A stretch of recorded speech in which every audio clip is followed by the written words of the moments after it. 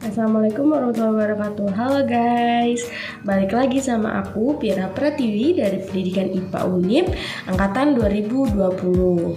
Udah pada nonton belum video aku kan sebelum-sebelumnya nih? Kalau yang belum nonton dulu ya biar nanti lebih paham. Kali ini aku mau ngelanjutin materi minggu lalu. Udah pada tahu belum aku mau bahas apa kali ini? Itu baca dulu, udah ada di judul videonya. Ya betul sekali, kali ini aku mau bahas mengenai hakikat manusia dan hakikat pendidikan. Pada penasaran gimana kelanjutannya? Tonton sampai akhir ya teman-teman. Sebelum masuk ke pembahasan materi, kita harus tahu dulu nih teman-teman apa tujuan pembelajaran kali ini. Jadi tujuan pembelajaran kali ini adalah satu, untuk mengetahui ada hubungan apa antara manusia dengan pendidikan. Yang kedua, untuk mengetahui apa itu hakikat manusia. Yang ketiga, untuk mengetahui apa itu hakikat pendidikan. Yang keempat, untuk mengetahui bagaimana hubungan hakikat manusia dengan hakikat pendidikan. Yuk kita tonton sampai akhir teman-teman. Jadi yang pertama, apa sih hubungan antara manusia dengan pendidikan? Kajian filosofis tentang hakikat manusia dan pendidikan diawali dengan pembahasan mengenai makna hakikat itu sendiri. Hakikat manusia ditinjau dari sifat-sifat hakiki yang menjadi karakteristik manusia yang membedakannya dari makhluk lainnya, sehingga dapat dilaksanakan strategi yang tepat dalam pendidikan. Perbuatan pendidikan ini sendiri diarahkan kepada manusia untuk mengembangkan potensi-potensi dasar manusia agar menjadi nyata. Oke, kita lanjut teman-teman. Yang kedua, apa itu hakikat manusia? Hakikat manusia secara terminologis adalah realitas. Manusia secara objektif, manusia secara kenyataan yang sebenarnya bukan semu, temporer, atau kondisi labil. Selanjutnya, hakikat manusia berdasarkan beberapa pandangan, yaitu Jalaluddin dan Abdullah yang mengemukakan pandangan tentang hakikat manusia ada 4 aliran, yaitu 1. Pandangan aliran serba zat, bahwa yang sesungguhnya ada itu hanyalah zat atau materi. Yang kedua, pandangan aliran serba ruh, hakikat manusia adalah ruh. Menurut aliran yang ketiga, yaitu dualisme, manusia pada hakikatnya terdiri dari 2 substansi, yaitu jasmani dan rohani. Dan yang keempat, menurut aliran eksistensialisme yang merupakan salah satu aliran filsafat modern yang berpikir tentang hakikat manusia merupakan eksistensi atau perwujudan sesungguhnya dari manusia itu sendiri. Ternyata masih ada beberapa pandangan ilmuwan barat tentang hakikat manusia nih teman-teman. Yang pertama ada psikoanalitik yang secara hakikat kepribadian manusia terdiri dari 3 komponen, yaitu ID, ego, dan superego. Kemudian pandangan humanistik menurut Roger Hanson, Adler, dan Martin Buber, human berarti manusia, yaitu memahami secara hakiki keberadaan manusia dan dari manusia berdasarkan rasio atau pemikiran manusia. Yang ketiga, pandangan behavioristik. Mereka menyatakan bahwa manusia ditemukan oleh pengaruh lingkungan yang dialami oleh individu yang bersangkutan. Gimana teman-teman, masih stay dengerin penjelasan dari aku ya? Kita lanjut teman-teman, materi selanjutnya yaitu mengenai sifat dan hakikat manusia. Kira-kira gimana ya hakikat kita sebagai manusia? Yuk langsung aja aku jelasin. Sifat hakikat manusia dapat diartikan sebagai ciri-ciri karakteristik yang dapat membedakan manusia dengan hewan secara prinsipil.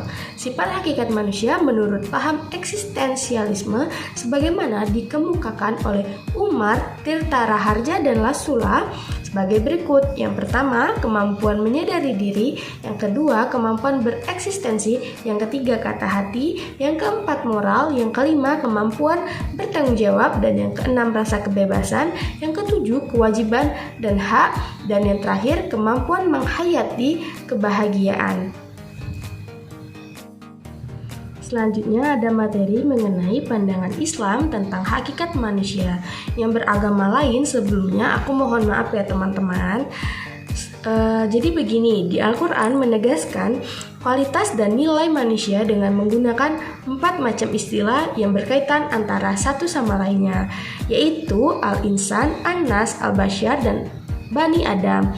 Berikut ini hakikat dari manusia menurut Islam. Yang pertama, hakikat manusia merupakan makhluk ciptaan Allah. Kemudian manusia makhluk Allah yang terdiri dari jasad dan ruh. Kemudian manusia adalah makhluk Allah yang paling potensial. Kemudian manusia adalah puncak ciptaan dan makhluk Allah yang tertinggi. Sebagai hamba, sejalan dengan keistimewaan dan kelebihan yang dimiliki itu, maka Allah menegaskan dalam Al-Quran bahwa tujuan pokok penciptaan manusia adalah untuk mengenal Allah sebagai Tuhannya serta mengabdi kepadanya. Gimana? Masih pengen lanjut nggak nih teman-teman? Apa udah stop sampai sini aja? Tentunya nggak ya. Materi selanjutnya ada mengenai dimensi-dimensi hakikat manusia, di mana menurut Mudia Harjo dan Umar Tirta Harja, dimensi-dimensi hakikat manusia adalah sebagai berikut, yaitu dimensi keindividualan, dimensi kesosialan, dimensi kesusilaan, serta dimensi keberagaman nih teman-teman. Kita lanjut lagi ya. Lanjut nih, yaitu ada mengenai pengembangan dimensi hakikat manusia. Dari dimensi tadi yang udah aku jelasin sebelumnya, ternyata ada pengembangannya nih guys, yaitu sasaran pendidikan adalah manusia, sehingga dengan sendirinya pengembangan dimensi hakikat manusia menjadi tugas pendidikan. Pengembangan ini tadi dibagi menjadi dua, yaitu ada pengembangan yang utuh, di mana tingkat keutuhan perkembangan dimensi hakikat manusia ditentukan oleh dua faktor, yaitu faktor kualitas hakikat manusia itu sendiri secara potensial dan faktor kualitas pendidikan yang disediakan untuk memberikan pelayanan atas perkembangannya.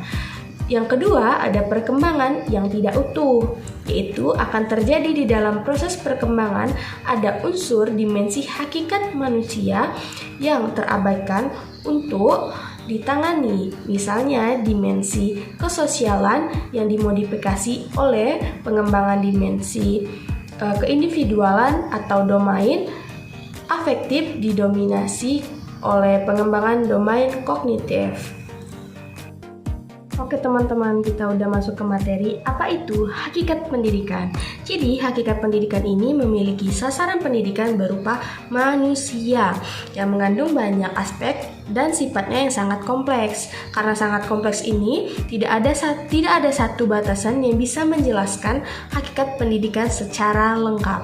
Batasan yang diberikan para ahli sangat beraneka ragam karena orientasi, konsep dasar yang digunakan, aspek yang menjadi tekanan atau falsafah yang mendasarinya juga berbeda nih teman-teman. Setelah hakikat pendidikan, selanjutnya ada tujuan dari pendidikan itu sendiri nih guys. Sebelumnya udah ada yang tahu belum tujuan dari pendidikan itu apa? Jadi di Indonesia tujuan pendidikan ini dirumuskan secara jelas dalam Undang-Undang tentang Sistem Pendidikan Nasional Nomor 20 Tahun 2003 pada bab 2 pasal 3 bahwa pendidikan nasional berfungsi untuk mengembangkan kemampuan dan membentuk watak serta peradaban bangsa yang bermartabat dalam rangka mencerdaskan kehidupan bangsa, bertujuan untuk mengembangkan potensi peserta didik agar menjadi manusia yang beriman dan bertakwa kepada Tuhan Yang Maha Esa, berakhlak mulia, sehat, berilmu, cakap, kreatif, mandiri, dan menjadi warga negara yang demokratis serta bertanggung jawab. Selanjutnya, aku mau kasih lihat bagan mengenai tujuan pendidikan nih guys. Disimak baik-baik ya. Apa aja tujuan dari pendidikan itu sendiri yang tertera di bagan berikut ini. Nggak kerasa kita udah di materi terakhir nih, yaitu mengenai bagaimana hubungan hakikat manusia dengan hakikat pendidikan. Ada nggak ya kira-kira hubungannya? Tonton sampai habis ya biar tahu jawabannya.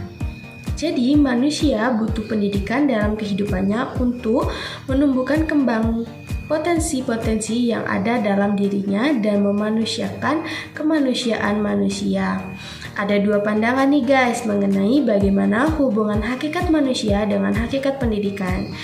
Jadi pandangan pertama yaitu pandangan humanistik, di mana tujuan pendidikan menurut orientasi ini adalah aktualisasi diri individual. Proses pembelajaran menekankan pentingnya hubungan interpersonal, menerima siswa sebagai seorang pribadi yang memiliki kemampuan, dan peran guru di sini hanya sebagai partisipan dalam proses belajar bersama. Kedua, pandangan behavioristik, yaitu behavioristik didasarkan pada prinsip bahwa perilaku manusia yang diinginkan merupakan produk desain, bukan kebetulan. Aliran ini juga mengabaikan faktor kehidupan intrapsikis, yang berarti bahwa pendidikan tidak berorientasi pada tujuan-tujuan yang bersumber dari siswa. Tujuan pendidikan bersifat eksternal, artinya ditentukan dan dirumuskan oleh lingkungan itu sendiri. Selesai sudah pembahasan aku kali ini mengenai hakikat manusia dan hakikat pendidikan. Sebelum aku mengakhiri video pembelajaran kita kali ini, aku ada sedikit evaluasi nih guys, dimana untuk menguji pemahaman kalian tentang materi yang udah aku jelasin dari awal video tadi sampai sekarang.